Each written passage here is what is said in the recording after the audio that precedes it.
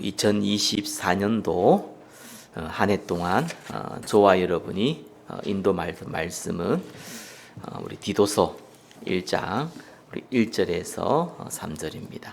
디도서 1장 1절에서 3절입니다. 자, 우리 한 목소리로 같이 한번 읽어보겠습니다. 하나님의 종이요 예수 그리스도의 사도인 나 바울이 사도된 것은 하나님이 택하신 자들의 믿음과 경건함에 속한 진리의 지식과 영생의 소망을 위함이라. 이 영생은 거짓이 없으신 하나님이 영원 전부터 약속하신 것인데 자기 때에 자기의 말씀을 전도로 나타내셨으니 이 전도는 우리 구주 하나님이 명하신 대로 내게 맡기신 것이라. 아멘. 하나님이 행하시는 교회의 박전도라는 제목으로 말씀 증가하겠습니다. 우리 옆에 분과 인사하겠습니다. 새해 복 많이 받으십시오. 네. 자, 오늘 2023년 마지막 날입니다. 날짜가 중요하진 않습니다.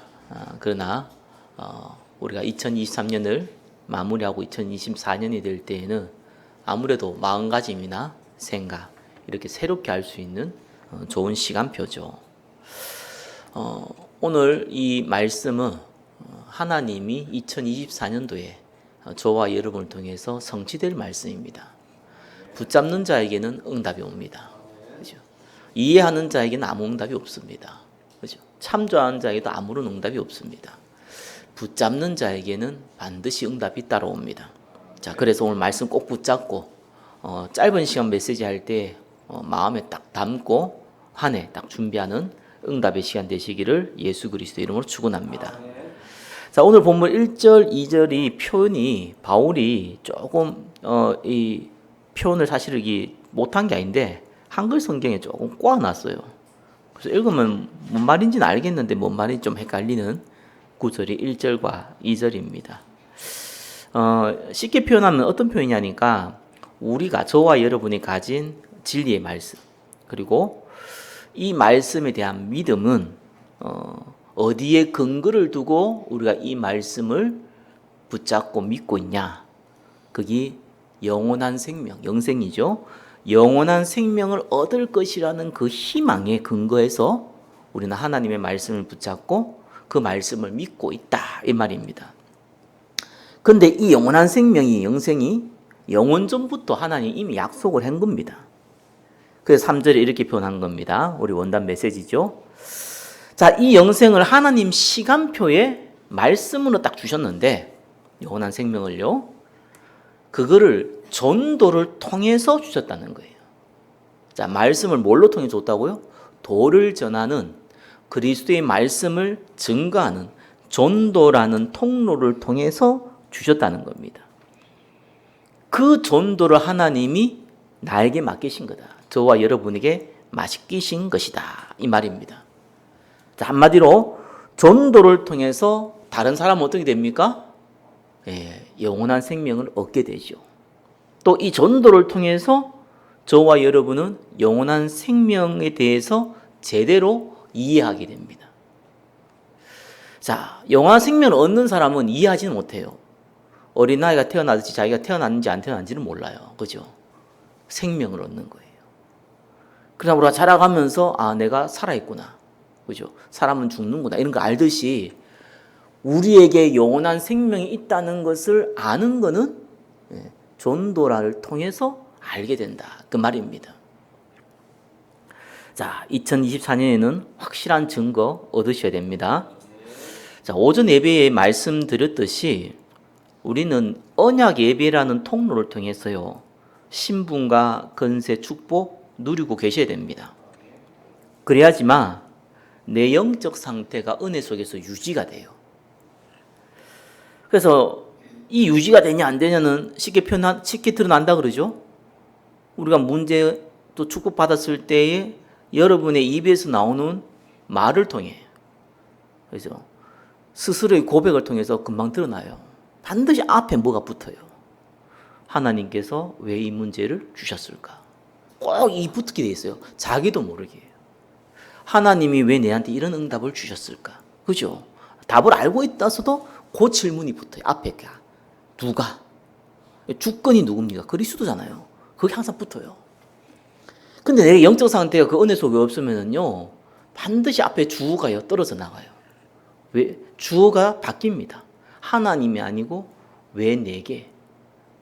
그 당사자가 사람으로 바뀌어버려요. 자기가 아니면 다른 사람으로 바뀌어버립니다.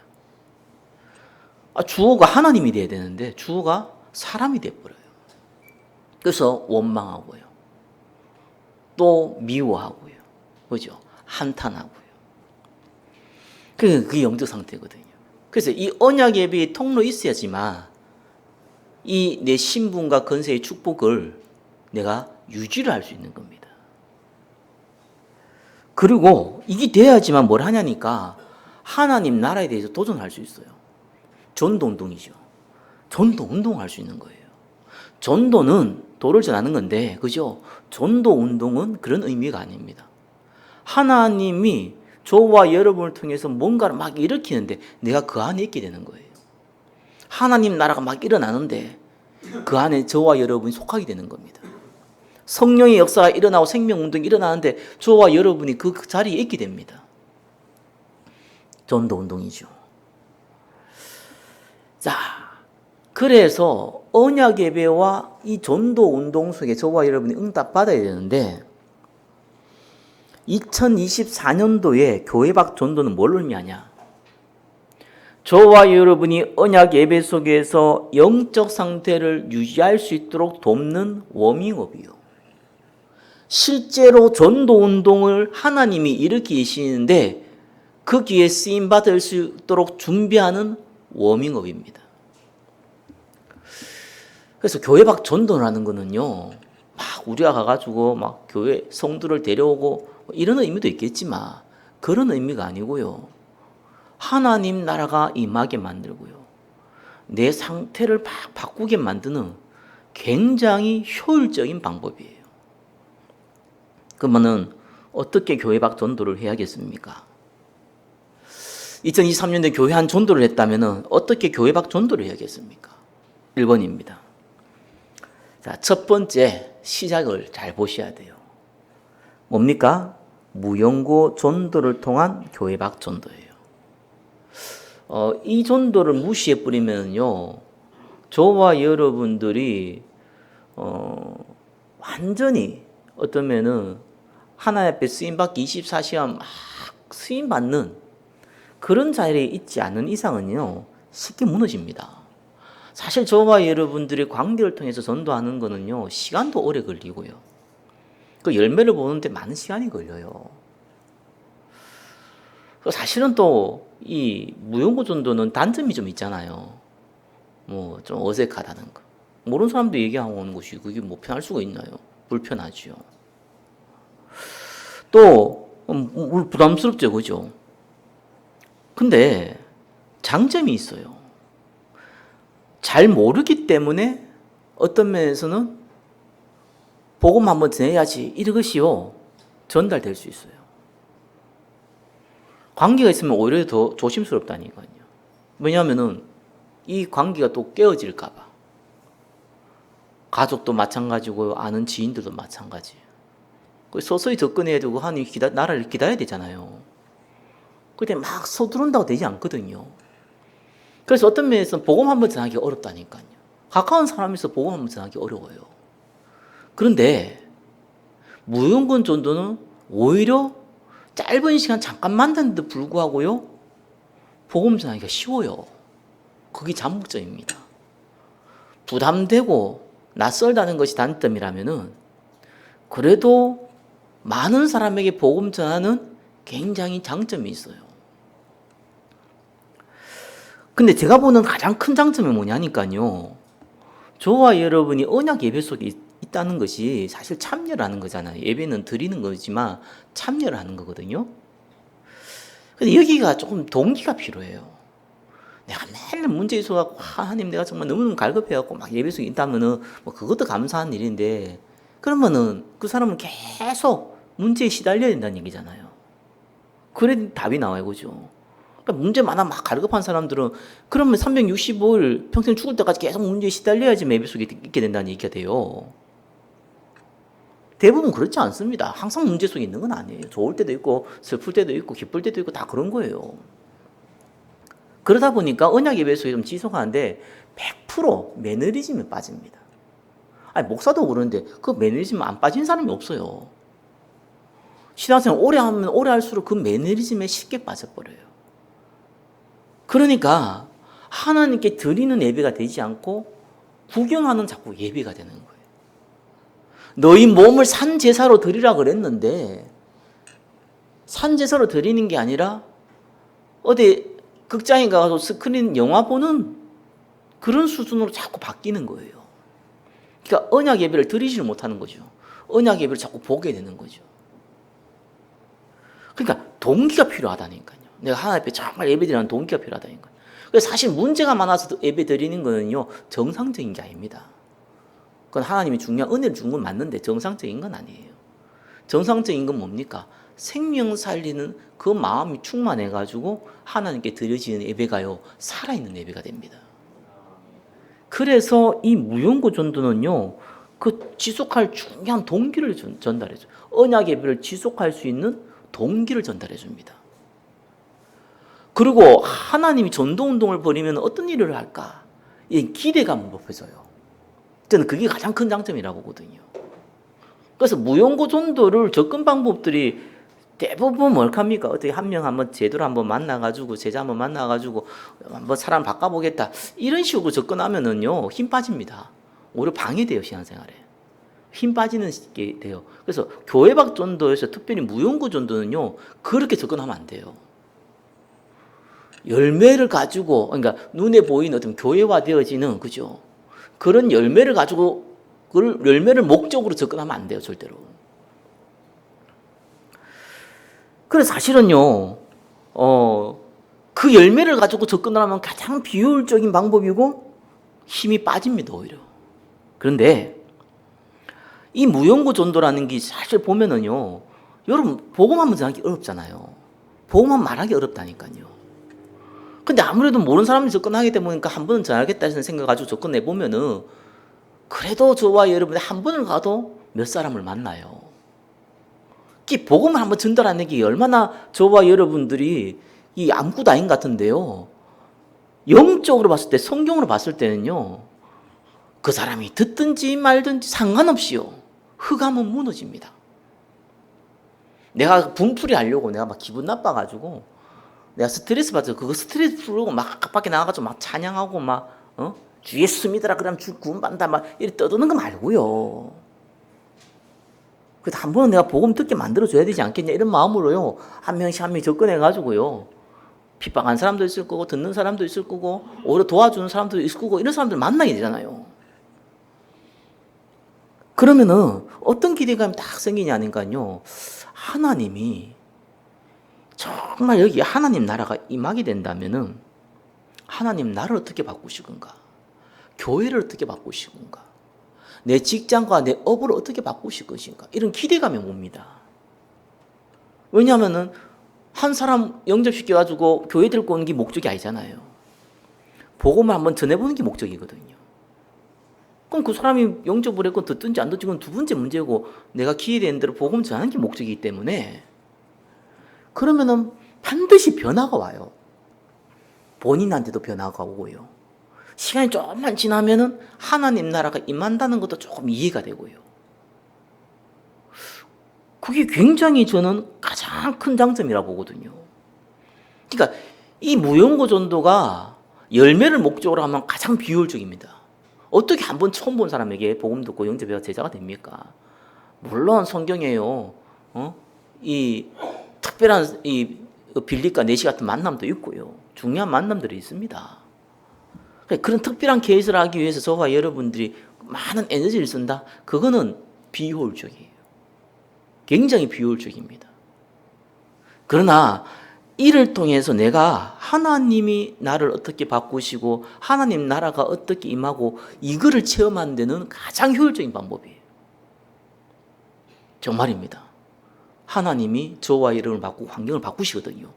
그걸 경험하기에는 가장 좋은 방법이에요. 언약 기도로 집중하는 거 못지않게 현장 한번 복음 전하는 건요 동일한 효과를 보여줍니다. 흑암 권세가 무너지는 거예요. 이게 어마어마한 거예요. 육신적으로 봤을 때는 아무 일이 안 벌어지고 오히려 사람만밖에 안 보이는데 영적으로 보면은 흑암 권세가 싹 다 무너집니다. 그래서 저와 여러분이 언약 기도할 때 흑암 무너지고요. 그보다 더 강력한 게 있습니다. 현장에 복음하면 전할 때 흑암이 완전 무너져 버립니다. 그게 성경에서 말하고 있는 방법이에요. 그래서 오늘 뭐라고 그랬습니까? 자기 때에 자기의 말씀을 뭘로 나타냈다고요? 전도로 나타냈다. 그리스도가 증거돼야지 흑암이 무너지는 거예요. 그죠? 그거를 하나님이 우리에게 맡기셨다는 거예요. 그래서 어떻게 하면 되냐? 반드시 세 가지를 좀 기억하셔야 돼요. 이거를 너무 특별한 이벤트로 하면 안 돼요. 쉽게 할 수 있어야 돼요. 그랬기 때문에 함께 해야 돼요. 절대로 혼자 못합니다. 예수님도 제자 보낼 때요 함께 보냈어요. 왜? 혼자 하면은 못합니다 이게요. 관계 전도는 혼자 하는 게 더 효율적인데 무연고 전도는요 혼자 못합니다. 그래서 같이 하면 잘하냐? 뭐 꼭 그런 건 아닌데 그래도 함께 해야 돼요. 그래서 전도 캠프를 가보면은요 보내보면은 재미있는 일이 많이 벌어집니다. 그래서 가가 같이 둘이 좀 마음이 맞아서 전도하러 간다. 전도하기도 힘든데 같이 좀 그렇지 않냐? 뭐 낯선 사람이 말 걸기도 그렇지 않냐? 가가지고 떡볶이나 먹자. 이래 떡볶이 먹고 오고요. 김밥 사 먹고 오고요. 그러고 있어요. 그래도 역사를 납니다. 왜요? 전도하러 갔는데 전도하기 부담스러워서 떡볶이 먹고 온 거거든요. 그래도 하나님의 성령의 역사는 일나요. 영적으로 보면은요. 그래서 함께 하라는 거예요. 그래서 예수님이 짝을 지내 보냈잖아요. 그 기적이 일어나니까 뭐 얘기하잖아요. 그렇죠? 이 귀신이 무릎 꿇는 거 봤다니까. 뭐라 합니까? 하늘에서 사단이 떨어진 걸 내가 안다. 그걸로 기뻐하지 말고 네 이름이 성경에 기록된 걸로, 영생책에 기록된 걸로 그걸로 기뻐하라 하잖아요. 그게 뭡니까? 복음을 전하면 내가 생명 가진 자구나. 하나님이 진짜 역사하시는구나. 이거를 본인이 얻게 되는 거예요. 현장에는 복음 증거되고 본인은 그걸 얻게 되고요. 그래서 혼자 하지 말고 함께 해라. 이래야 지속할 수 있습니다. 두 번째는요. 어떻게 우리가 함께하고 합니까? 집도 다 다르고 상황도 다른데. 그래서 그죠? 1번에 3번이죠. 교회 중심으로 해야 돼요. 가능한 주일 중심으로 하면 제일 좋죠. 지교회는 뭐 여러분 집이 다 지교회입니다. 그죠? 지교회 중심으로 하는 게 제일 좋아요. 그리고 아무래도 금요일, 토요일 활용하는 게 제일 좋아요. 혹시 어렵게 뭐 화요일날 뭐 직장 다니는 사람은 어떡하고 일하는 사람은 어떡하고 저녁에는 또 어떡합니까? 그래서 가능한 한 함께 해야 되고 가능하면 반드시 함께 해야 되고 그죠?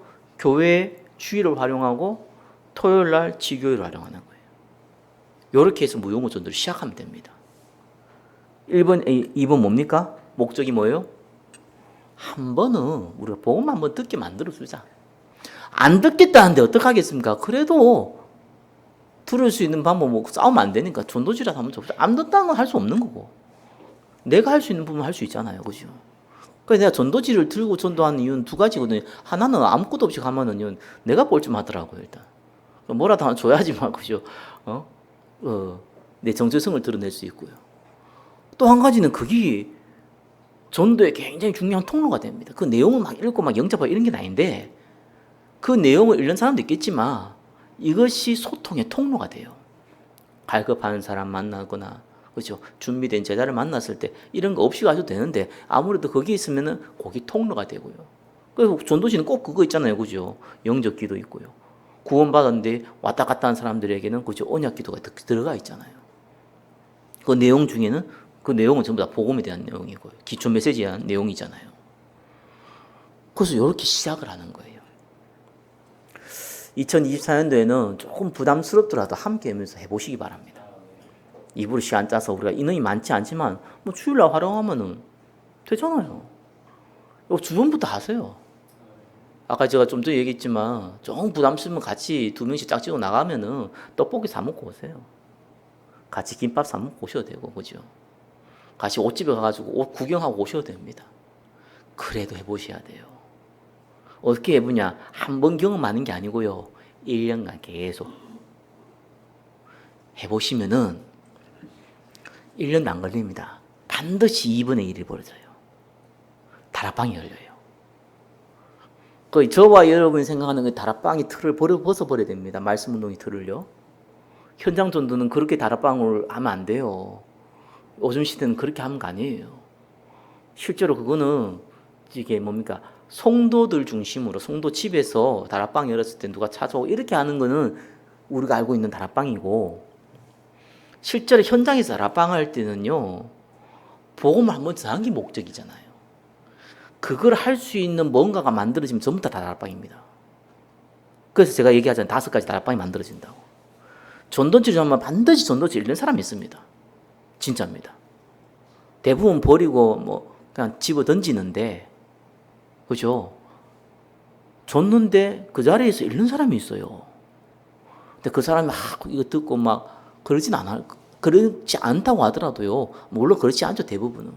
근데 잃는 사람들이 있더라니까요. 그래서 전도지 다락방 이러면 되는 거예요. 그 사람 그래도 읽어서 받아들이고 안 받아들이는 건 자기 사정이지만, 그래도 정확한 복음을 한번 전달해 줄 수 있잖아요. 그리고 어떤 다락방이 만들어지냐니까. 그래서 제가 전도지 만들 때 매주 바뀌는 이유가 그런 거예요. 두 번째는요, 여전히 이 땅에는요, 종교심이 많은 사람들이 많습니다. 그래서 문제에 있어가지고 기도해주면 너무 좋아하는 사람들이 있어요. 난 그런 사람이 없을 줄 알았는데 현장이 많아요. 그죠? 기도해주기를 원해주는 사람이 굉장히 많아요. 그래서 저는 가서 얘기하고 예수 믿냐 그러면은 믿는다 그러잖아요. 제가 한 가지 꼭 얘기하거든요. 제가 기도 한번 해드릴까요? 그러면은 10명 중에 한 5명은요, 한 7명 정도는, 그죠? 한 3분의 2 정도는요, 괜찮았다 그래요. 근데 예수 믿는 사람 중에 3분의 1은요, 기도해달라고 합니다. 제가 장사하는데 특별히 상관 더 하잖아요. 장사 잘 되려고. 그래서 종교심을 갖고 있는 사람들이 많습니다. 기도 다락방이죠. 어떤 사람은 심심해서 그런지 몰라도 대화하기를 원하시는 분들 의외로 많아요. 이런 얘기 저런 얘기. 심심하면 혼자 있는 사람도 많거든요. 제일 마시를 원하는 데가요, 옷 파는 곳이요. 제가 가보니까. 이제 밑에도 있잖아요. 제가 이렇게 조그만 샵 해가지고 옷 파는 데 있잖아요. 손님들 없잖아요. 근데 그 장사가 될까 싶었는데 그 의외로 장사가 돼요. 하루에 한두 명만 있어도 장사가 되대요, 거기. 그래서 내가 많이 남겨 먹는 거고 나는 그때 알았어요. 동대문 막 뛰어와가지고 파는데 진짜 원가에 뭐 10배 이상 받아 먹대요. 그 사람은 그만큼 새벽에 가서 수고를 해야 되잖아요. 그랬다가 이렇게 몇 가지 이렇게 걸어 놓잖아요. 그렇게. 한 명씩 이렇게 가끔씩 이렇게 오는데, 그게 유지가 되나 싶어요. 지금 월세 내야 되고, 근데 내가 갈 때마다 손님도 없는데, 진짜 간혹다가 한 손님 오는데, 저 장사 되냐? 장사가 되더라니까요. 그렇게 해도. 그래도 남아요. 먹고 살아요. 그러니까 하는 거지. 근데 대부분 시간에 할 일이 없더라니까요. 이분들이 의외로 교회를 다녀본 경험이 있거나, 아니면 교회가 너무 멀거나, 그죠? 왔다 갔다 하거나 이런 사람들 중에요, 예수 믿으면 예수 믿는 사람 자체를 좋아하는 사람들이 많아요. 대화를 하길 원하죠. 그렇죠? 팀 사역다라고. 왜 복음만 전해드려야 되는데 그냥 자기가 이렇게 복음 듣겠다 이런 건 아니라도 대화 한번 하기를 원하잖아요. 그런 사람들랑 친해지면 되는 거예요. 어떤 사람은 말씀 전해달라 이런 사람도 있고요, 예배해달라 이런 사람도 있어요. 그러니까 이 5가지 다락방이 만들어져요. 여기 있는 분이 나가면은 제가 볼 때는 제일 많은 다락방이 어떤 다락방이 만들어질 거 아니야? 제가 볼 때는 팀사역 다락방이 제일 많이 만들어집니다. 의외로 몇 번 가보면요, 뭐 막 내가 복음 듣기 위해서 마음 문 열고 이런 건 아니라도요, 조금 얘기해 보고 싶고 대화해 보고 싶고 이런 분들이 의외로 많습니다. 그거 하세요. 자, 이렇게 하다 보면은요, 누가 나오냐? 2번의 2번입니다. 영적 문제 가진 자를 살리는 다락방이 열려요. 그 당사자가 영적 문제가 심한 경우도 있지만 일반적으로는 그 가족 중에 있습니다. 아는 지인 중에 있습니다. 그래서 제가 좀 제일 기억난 게 두 가지인데, 하나는 이렇게 액자 만드는데 그거 가가지고 이제 제가 나갈 때 혹시 영적으로 오름 당한 사람이 있으면은 알려달라 했을 때 연락이 와서 자녀 얘기하면서 이제 다락방 문 열린 경우가 있고요. 또 하나는 제가 몇 번 얘기했죠. 간증할 때 학원 갔다가 원장이 자기 아는 동생이 있는데 귀신 들린 것 같은데 목사님이 도와주면은 이 친구 나을 수 있겠다. 자기는 그렇게 느껴진다. 이래가 만난 경우가 있는데, 그러니까 이게 열린다니까요. 사실 영적으로 어려움 당한 사람은요, 내 주위에 영적으로 굉장히 어려움 당한 사람이 있으면은 이 사람을 살리고 싶었는데 병원도 가보고 뭘 해볼 거 아니에요. 내가 가까운 사람, 가족이라든지 친한 사람이면 안 된다는 거 알거든요. 그러면 어디 가가지고 막 이렇게 적극적인 사람도 있지만 그 상태에 머물러 있어요. 어떻게 할지 모르고. 근데 복음 전하고 사람들이 있으면은요, 지푸라기 붙잡듯이 한번 붙잡아 보고 싶다니까요. 근데 비의 배경은 하나님이 역사하는 거죠. 그 사람의 심리는 그럴지 몰라도 그 심리를 하나님이 활용하세요. 그래서 영적 문제 가진 자를 살리는 다락방이 만들어져요. 한 1년 정도 돼보면 나 무조건 나와 이거는 그냥. 또 하나는요, 정말 제자화 시키는 다락방이 있습니다. 제자는 얘기하지 않습니까? 타고나는 것이지 절대로 만들어지지 않습니다. 제자는 하나님이 이미 준비해 놨어요. 희한하게 복음 알아듣고요, 상해 복음 사랑하고요, 이런 사람들이 있어요. 근데 복음 잘 몰라요. 이런 사람이 있어요. 복음 잘 모르는데 복음 사랑하고요, 그죠? 예수님 사랑하고요. 또 이 복음 전하는 사람을 좋아하고 이런 사람이 있어요. 이 사람들은요, 제자로 부름 받았지만 제자 화가 안 돼 있잖아요. 그 제자의 특징이 뭡니까? 복음 알아듣는 사람이에요. 복음에 감동받는 사람이에요. 그러니까 이런 사람들은요, 제자 화를 시킬 수 있는 거예요. 2024년도에는 꼭 체험하시기 바랍니다.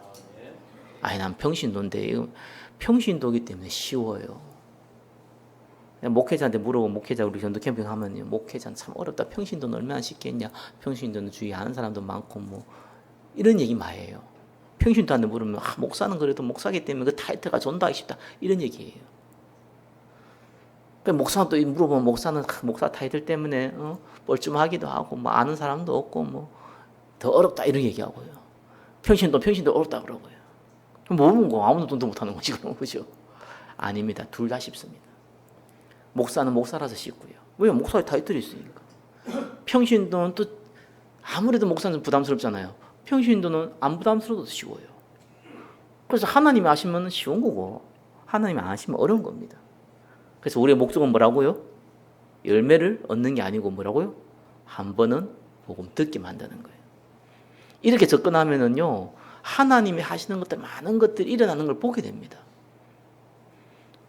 자, 그래서 다락방을 통한 교회 박전도. 첫 번째 뭐라고요? 무연고 전도를 통한 교회 박전도. 이걸 하다 보면 반드시 하나님이요, 5가지 다락방을 열어줘요. 그 중에서 특별히 영적 문제 가진 자, 제자 만나게 돼요. 그래서 다락방을 통한 교회 박전도. 이거 하시면 돼요. 2024년도에는 이제 실제로 해야 됩니다. 그래서 이걸 이벤트로 하지 마시고요, 쉽게 할 수 있어야 돼요. 그러니까 막 우리가 어디로 가고 막 움직이기 힘들잖아요. 그래서 교회 중심으로. 토요일 날 같은 경우는 아무래도 지교회 우리 중직자 중심으로 가는 거예요. 스케줄 짜시기 바랍니다. 그렇게 하셔서 만드세요. 세 번째입니다. 교회가 숫자가 1명 있든지 2명 있든지 10,000명 있든지 상관없이요, 선교는 해야 됩니다. 그래서 전도와 선교 구분했죠, 그죠? 전도는 어떻게 보면은 문화권이 같은 거예요, 그죠? 선교는 문화권이 좀 다르다고 보면 돼요. 전도는 좀 혼자도 할 수 있는 게 전도예요. 선교는 시스템을 가지고 해야 되는 게 선교예요. 자, 이렇게 이해하시고, 우리가 작은 교회지만 반드시 선교해야 되는데 내년부터는 조금 구체화 시키려고 합니다. 우리 세 가지 뜰 중에서 이방인 뜰 중에서 우리가 선교 중에 하나가 미자립 선교인데요.